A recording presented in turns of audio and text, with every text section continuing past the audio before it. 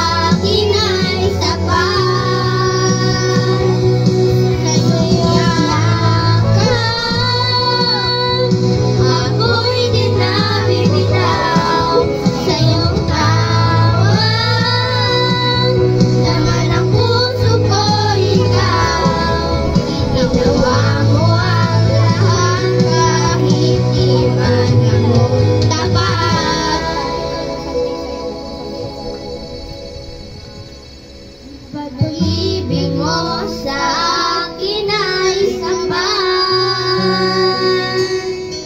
walang hangganan, walang hangganan.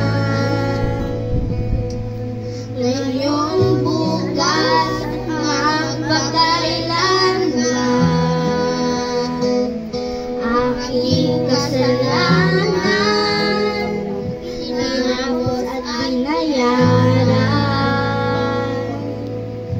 pinakita mo ang iyong kakayahan.